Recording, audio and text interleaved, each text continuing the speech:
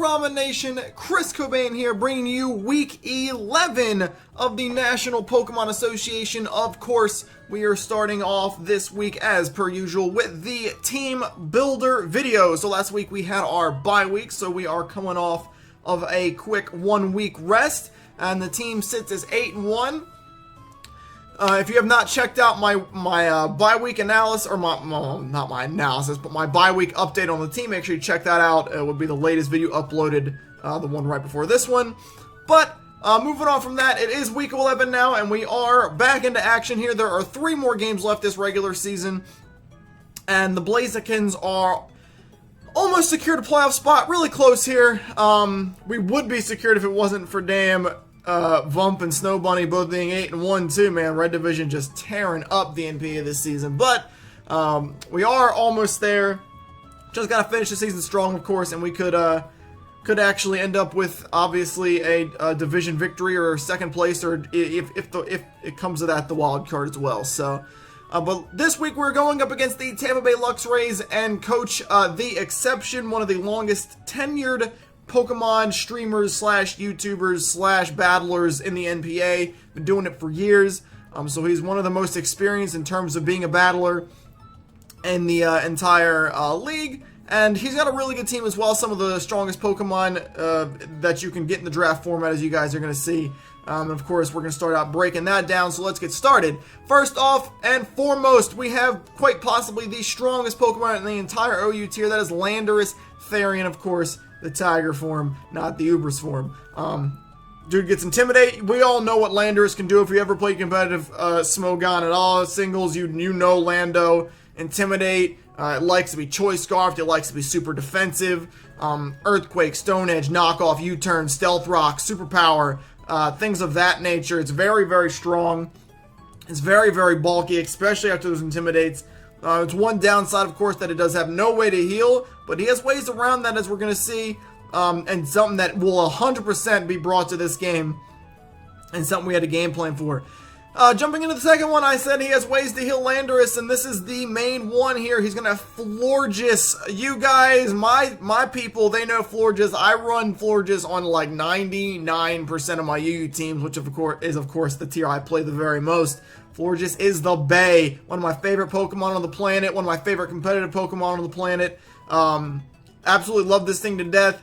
It can be specially defensive, fully, or physically defensive.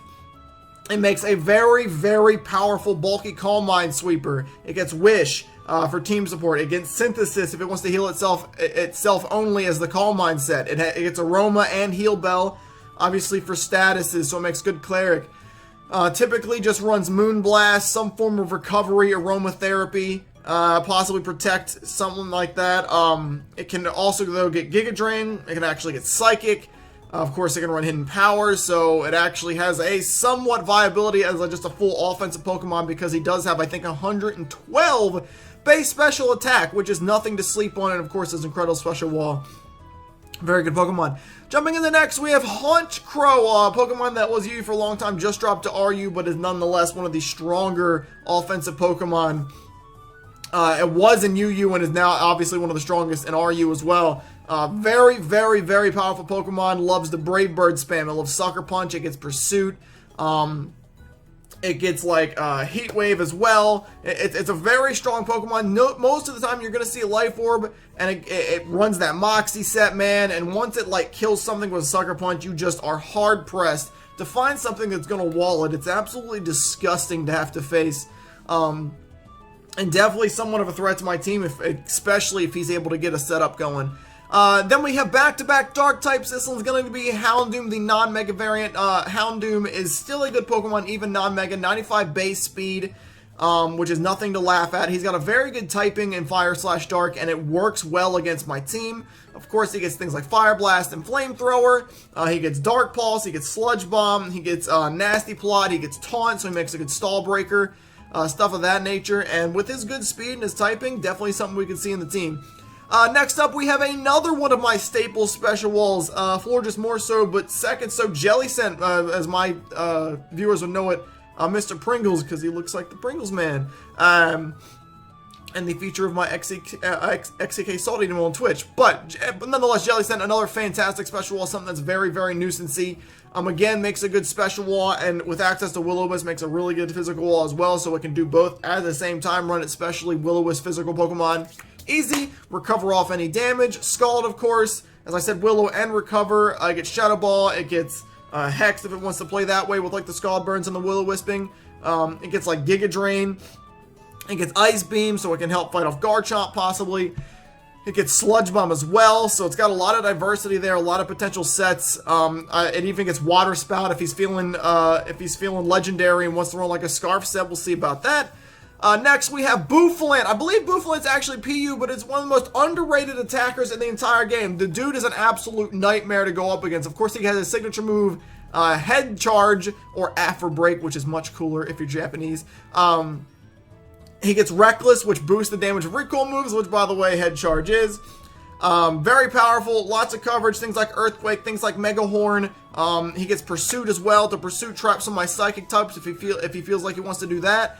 He also gets Sap Sipper, making him a really good answer to things like Celebi. Not so much Virizion, of course, because of close combat, but Celebi in general, able to like switch in on like Leech Seeds or Giga Drains or Leaf Blades or whatever and attempt to get attack boost to go ahead and smash me. Jumping into his Mega here, a Pokemon, this is a very interesting thing because in the GBA, actually, both the Lotties and their Mega form were actually banned, I believe. Correct me if I'm wrong, but I'm pretty sure they were both banned because the Lotties in the draft style format are very, very tough to contend with for good reason. First off, obviously 110 base speed, that's nothing to laugh at.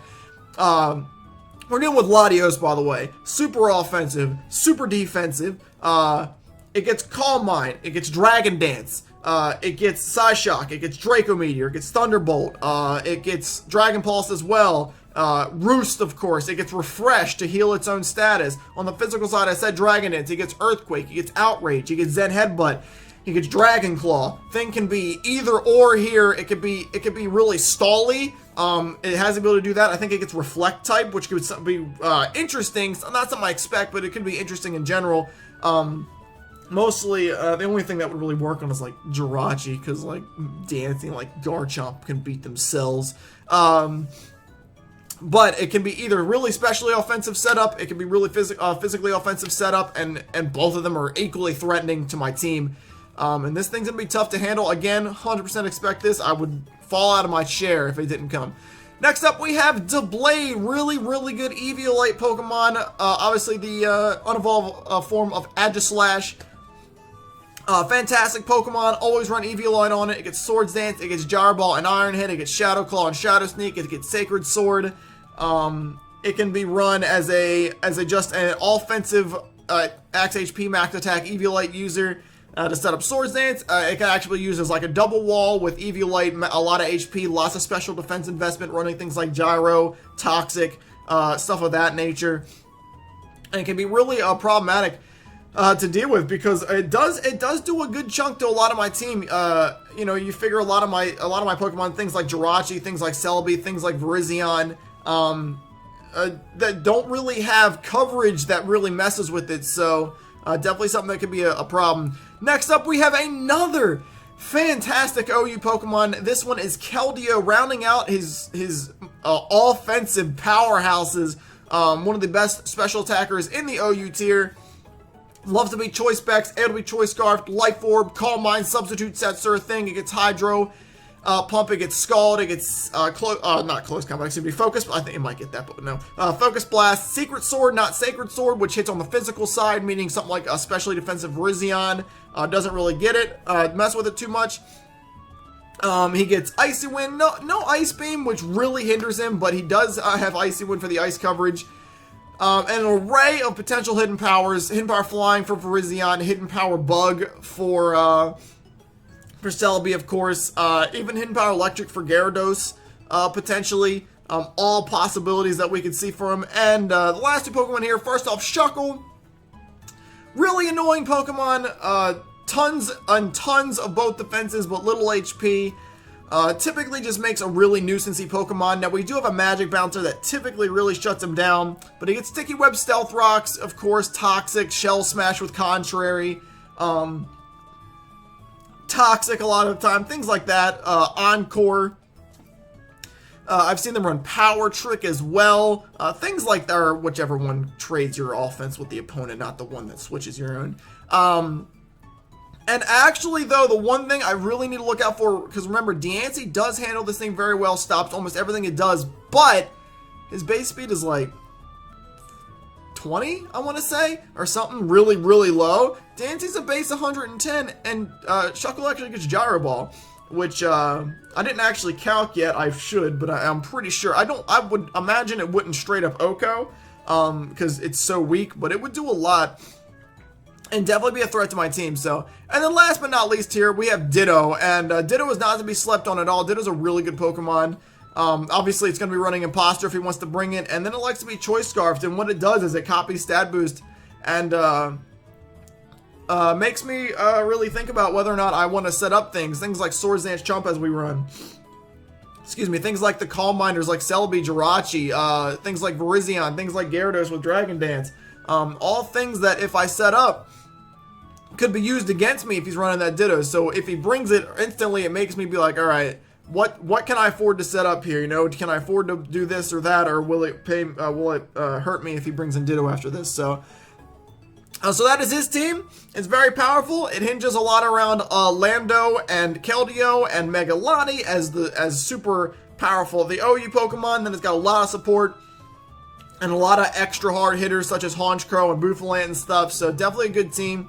And let's go ahead and take a look at my team. So, jumping in first here, yet again for the, I think, 10th straight week, or well, no, I don't know, 9th straight week, whatever.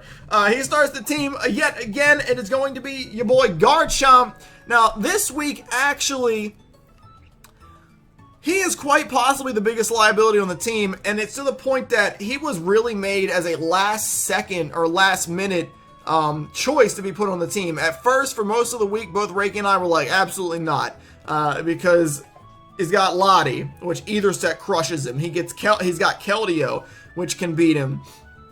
Lando with Intimidate really bugs him. He doesn't like to be Scarfed because he's got immunities to both my stabs, of course, Florges, for the Dragon, and of course Lando or Lottie, or even Honchkrow for that matter, for the Earthquaking. So Scarf wasn't really an option. So for a long time he wasn't actually on the team. We decided to put it on him because he does have some usefulness here, which we'll get to in a second. So he's going to be Impish, Rough Skin, and Rocky Helmet. He's a fully defensive set here. Earthquake, Stealth Rock, Toxic, and Dragon Tail for phasing, of course. And his EV spread is going to be a max 252 HP, 196 defense, which is boosted by the Impish, of course. He's got 48 special defense, which seems random, but it actually allows him to live a Choice Specs Hydro Pump from Keldeo, and be able to fight back with Earthquake and really get a lot of damage off of that. And 12 speed, which allows it to outspeed Adamant 252 speed Honchkrow. So, like I said, we really started out not wanting to bring this, but at the last second we decided to, because our original Stealth Rocker was actually D'Ancy, but we figured D'Ancy needed more than what it had, so we needed a new Stealth Rocker, so instantly, obviously, Garchomp becomes a really good one. And it does do a lot of good stuff here. It does stop, to an effect, offensive landers. It does punish things like the Bouffalant, like the Honchkrow, like the Deblade, or even physically offensive Latios for going for offensive physical attacks or making contact does like 30% instantly with the combination of the Rough Skin and the Rocky Helmet. Really good to spread status. Things like Lando, things like Keldeo, things like potentially Lottie if it's not running Refresh even. Very easy to set up some Toxics on them, let that chip damage kick in.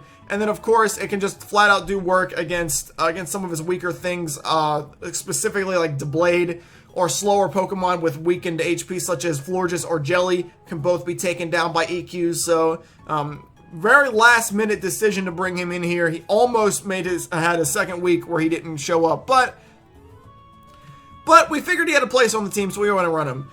So jumping into the second Pokemon this week, another Pokemon that when at least for me, when I initially started team building, I didn't put it on the team. Reiki wanted it the whole time, and actually he was much more correct than I was because I forgot some of its moves, but it will be Jirachi Make-A-Wish this week. I actually went full retard and totally forgot that it got the elemental punches when I started team building, which is really bad of me. So we're running Jolly, Serene Grace, of course, and the Choice Scarf. He'll be running 68 HP, 252 attack, and 188 speed, which allows it to outspeed Jolly, Choice Scarfs, Landorus, of course, obviously there, Iron Head, U-Turn, Ice Punch, and Heart Stamp. So Iron Head, of course, and Heart Stamp, just for overall damage, being able to hit whatever on the team consistently. Nothing crazy there. Iron Heads for things like the Shuckle, for things like the Florges, or whatever else really. Heart Stamp, same thing, able to hit the Keldeo decently hard. U-Turn is obviously just for momentum, makes a decent lead. I can U-Turn out of certain things. And then Ice Punch is really easy here. It's to stop both Lottie and Landorus. Landorus cannot take 2 Ice Punches after intimidating me. I think unless he's like really physically defensive, and even then I'm not sure if he can actually take it. So with Ice Punch on it, makes a really obvious play here. A really good Pokemon for the team, and can definitely put in some work. So jumping into the third one here, I already mentioned it in terms of being my Stealth Rocker, and of course, this week it had to stay on the team. Absolutely pivotal for us this week is going to be my Mega Diancie. So it's going to be Naive here, which raises speed, lowers special defense, Clear Body, of course, and 2 Magic Bounce, obviously, and Diancie obviously as well.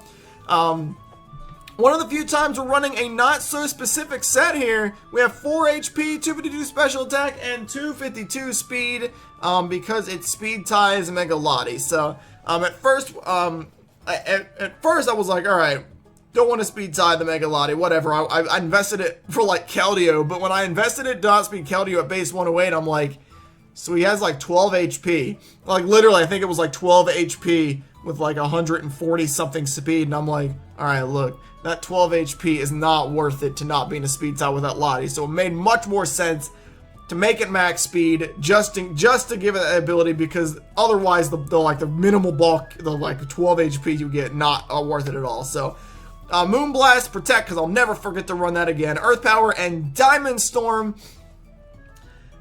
Pretty simple here. It punishes his entire team pretty easily. Absolutely decimates the Lando, decimates the Florges. 1 hits the Haunchkar, 1 hits the Houndoom, can destroy the Jellicent.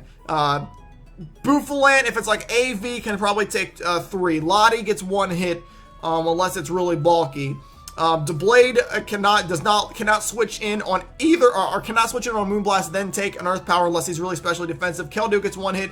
Shuckle gets 2 with Diamond Storm. Ditto gets 1 hit, probably. So this thing just is able to do massive damage. It is at least speed tied with his entire team outside of Choice Scarfs. His team is also, like mine, relatively slow with the max speed being that 110 base on the Mega Lottie there. And so we're able to at least speed tie his whole team outside the Scarfs, as I said, and able to dish out heavy damage against everything on his entire team. Of course, we'll have to scout for things like Choice Scarf Lando, potentially Choice Scarf Keldeo. That is definitely a thing. Obviously, Ditto if it's Choice Scarfed and comes in on me. Or even things like, things out there like Choice Scarf Houndoom, definitely something he can run as well. So, Earth Power obviously just on there completely for the Deblade, nothing else. Everything else, basically, I'm just going to sit there and spam Moonblast permanently. So, or if he goes into like Florges or something, we'll Diamond Storm. Well, Cal can go for Diamond Storm instead. So, really pivotal, really good offensive Pokemon. Our best offensive threat this week. He will put in work. Jumping into the 4th slot this week, it will continue our theme of running those berries. We have always, every single week so far, we have run one of those super effective hindering berries, and this week is no different, and this one is very important. We are running Slowking this week, Headache, and he will be Relaxed, Regenerator, of course, and the Cobra Berry, which is going to cut down on super effective Dark type damage. He is absolutely max defensive, 252 HP, 252 defense, with that relaxed nature, raising the defense and lowering the speed, and 4 special attack as well. So he's going to be running Scald, Slack Off, Dragon Tail, and Psyshock. Nothing out of the ordinary here. Relaxed is so he can hit just a little bit harder with that Dragon Tail. So Scald is obviously just of course, just spreading those Scald Burns, able to hit the Landorus hard, able to hit the Shuckle pretty decently, able to hit the Houndoom hard, able to burn that Haunch Crow. Slack Off, obviously, Dragon Tail is for pure phasing purposes, mainly made for that Lottie. I actually started off with Ice Beam, but then obviously, if it is Ice Beam, it does not fight the Calm Binding set, so I figured Dragon Tail works better in general. It will do about 35-ish%, which is not bad at all, and phase it out, which is definitely what we're looking to do. On other notes, it's able to phase out potentially other setups like Landorus or Nasty Plotting Houndoom. I'd probably much rather Scald those, but it's a thing. And then Psyshock is mainly for Keldeo. Remember, Keldeo does get Calm Mind, so I don't want to run Psychic on it because Psyshock, because it could end up being walled. I could phase it out, but Psyshock still going to hit very hard. Also able to at least do chunks of damage to things like Florges and Jellicent at the same time. And the Cobra Berry is the staple of this set for a couple of reasons. One, offensive Landorus with knockoff will not do any damage to me at all. Haunch Crow, it allows me to not fear the Haunch Crow so much, whether that's being Pursuit Trapped or being Sucker Punched. Neither of them do too much. I think Sucker Punch from Adamant Life Orb does like 40-something%, and then I can go ahead and Scald, potentially get that burn. And then possibly most importantly, it allows me to take a hit easily from that Houndoom and counter back with a Scald, because Houndoom, like I said, does a lot of work against me. It does deal heavy damage against a lot of my team. So definitely the Cobra Berry is a very, very powerful option here, and it will definitely be gone by the end of the match. So jumping into the 5th slot this week, we have a Pokemon that last 2 weeks ago really was able to finally do some work. It didn't grab any kills, but was able to be a huge pivotal part of the team. And this week, we'll see if it just jumps right back into that situation where he can sweep, but he won't do any work. And that's going to be Gyarados. And yet again, Gyarados is absolutely 100% able to destroy my opponent's team almost by himself if given the opportunity here. So we are running Adamant because we do not need Jolly here. We have Leftovers, and we are Intimidate, of course, as well. So pretty obvious here. We are running a pretty easy spread, 76 HP, 252 attack, and 180 speed. That'll allow him to outspeed Adamant, Haunch Crow before the boost, and also it will allow him to outspeed Mega Lottie after being +1 pretty easily. So Waterfall, Dragon Dance, Substitute, and Bounce, pretty easy set here, nothing crazy. Once I set up a Dragon Dance, I am faster than everything on his team, save for Landorus. We did not go Jolly this week. We went Adamant instead because Haunch Crow will almost definitely be Adamant. And the only thing that Jolly would really do is allow us to outspeed Adamant, Choice Scarf, Lando after +1. But the chances are he runs Jolly. There's really no reason for him to run Adamant just because of Gyarados alone. So I fully expect him to be running a Jolly Landorus if it is Scarfed anyway. So Adamant after +1. At +1 anyway, is able to absolutely obliterate the Landorus, destroy the Florges, destroy the Haunch Crow, destroy the Houndoom, sub on the Jellicent, waste that, beats everything else. It's able to deal like 85% to a Lottie. It's able to set up sub pretty easily on Shuckle, absolutely, unless it like encores me anyway. It's able to set up on a potential Jellicent and stuff of that nature. And once I set up some substitutes, even like a choice locked like Earthquaking Lando, obviously we can sub on that as well, set up some Dragon Dances. And given the right opportunity, this thing can definitely put in a ton of work this week. Again, it's been able to do that basically every time, and a lot of times it just doesn't, it's not able to do anything for whatever reason, whether something else does the work or we just don't need him or whatever the case is. But yet again, he's sitting here, perfect option, great response to a lot of stuff, and could definitely put in some work. And rounding out the team this week with the 6th slot, we have one of our strongest Pokemon on the entire team. Only seen this field 4 weeks so far, because we've just, he's you know, sometimes just not the right option. But this week, he was the last Pokemon put on the team as we felt he could put in a lot of work. And it's going to be Subwoofer, the Exploud, of course. So we're going to be running Modest, obviously, Scrappy, and Choice Specs this week. He is running a, let's see here, 180 HP, 252 special attack, and 76 speed, which allows it to outspeed a no-speed Florges. Just, you know, obviously, because that could be very pivotal. It is 75 base speed. We really would like to do that. And his moveset is going to be Boom Burst, Fire Blast, Ice Beam, and just because, why the hell not, it's actually got Hyper Beam this week. We'll get to that in a second. So, this guy has basically no Boom Burst switch-ins. It absolutely decimates Landorus. It's able to 2-hit a physically defensive Florges and 3-hit a specially defensive Florges. It's able to absolutely decimate Jellicent in 2 hits. Boofland as well. Lottie can't take one. Blade is the one thing, if it's specially defensive, it can, but if it's a typical 252 HP set, adamant, all that stuff, it actually cannot even take Toon Boom Bursts. They do like 55%. But just in case he is like that special defensive one, Fire Blast obviously is for that. And then Shackle and Ditto obviously cannot switch in. Scrappy is obvious for 3 reasons. Jellicent, Deblade, and I would not want Ditto to come in and copy Soundproof and Wall of Boom Burst. Obviously Scrappy's the play here. And Fire Blast, as I said, is for Deblade. Ice Beam is for Landorus, because there is the potential of Landorus being like an AV set. It can do that, where Boom Burst wouldn't kill, but Ice Beam still would. And of course, it also, other than that, Boom Burst is going to hit harder on absolutely everything on his team, so that'd be the only reason. And Hyper Beam. Hyper Beam because why the hell not? What else am I going to run? I don't need Focus Blast, because I have Fire Blast. It's more accurate and more reliable for things like Deblade.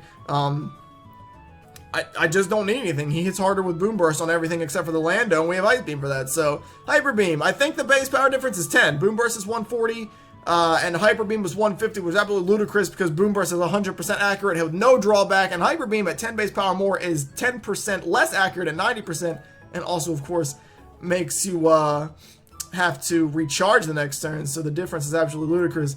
The only reason it's really on there is because it does obviously become my most powerful attack. And, we'll see, we'll see what happens. If he's at low health and the Florges is sitting right around like 60-ish% to where Boom Burst would just barely not kill it, Hyper Beam does. Why not, right?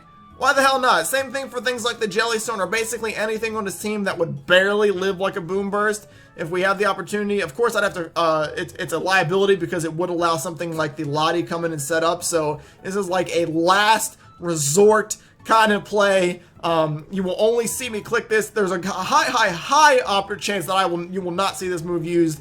But like if it's like the end game and I have like guaranteed myself a win, and I have the chance to, expect me to try to end it with Hyper Beam just because I can. I did do the EV spread. Yep, that seems it. Right, okay, that's it. That is the whole team this week. So to recap real quick, we do have Garchomp, Jirachi, Diancie, Slowking, Gyarados, and Exploud this week. The theme of this team is pretty simple. We use things like Jirachi, like Slowking, and like Garchomp to really wall off a lot of his offensive threats, such as the Keldeo, the Lando, and the Lottie. Of course, Jirachi does stop a especially offensive Lottie pretty easily, outside of like Hidden Power Fires and such.